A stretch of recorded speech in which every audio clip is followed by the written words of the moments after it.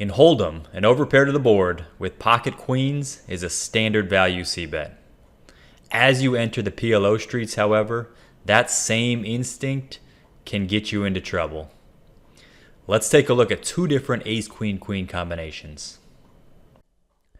We open from the button and get called by the big blind. Flop comes down Jack 7-5 rainbow, and the big blind checks to us.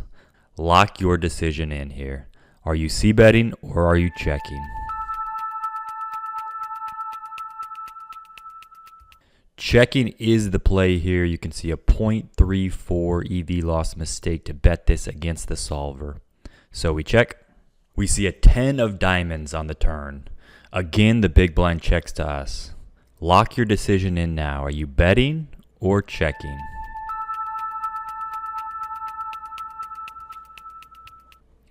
Still not a bet here against the solver at least.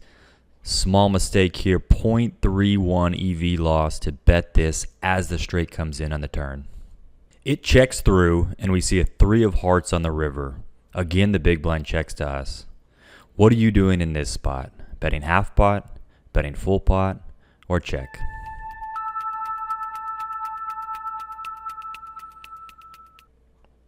Still a check here on the river against the solver GTO. Solver is leading out of position on this river with a lot of his value hands here, including most of his two pair. In actual games, however, I think a lot of this two pair may be checked. Against the check, however, solver is playing in position overpairs here as a check as well to realize the showdown value. Let's take a look at another configuration that may play a little bit differently.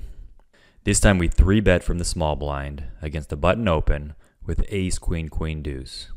Same flop, we see the jack 7-5, this time with 2 to a suit.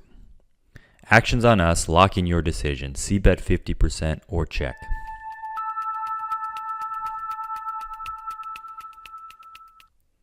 Somewhat surprisingly perhaps, check is still the play here as well. It might be easy for most players to overbet this spot after we 3-bet pre and flop an overpair to this board. The rest of the hand plays out the same way, however. We just look to check down the 10-3 run out. If the SPR, the stack to pot ratio, is the same, it was a little bit more than 3 in this 3-bet example, this solver play translates well to a standard live game. Depending on the amount of players that are in the hand, we really don't have a combo that can get value from anything, especially if we're going to be betting into multiple players. And against a possible made hand here, we really don't have much equity. So with this particular combination, checking is the better play. In Hold'em, it's an easy spot to blast off, but recalibrating your value thresholds is one of the mandatory adjustments when transitioning to PLO. If you can already beat Hold'em, you possess about 80% of the cognitive framework needed to dominate PLO. But that final 20% can be a minefield where solid players get lost, pay the ignorance taxes, and then quit. I've engineered a 5-day lab to bridge that exact gap and expedite your transition. Hit the link below to see the 11 traps that cost me $5 grand or apply for our next residency.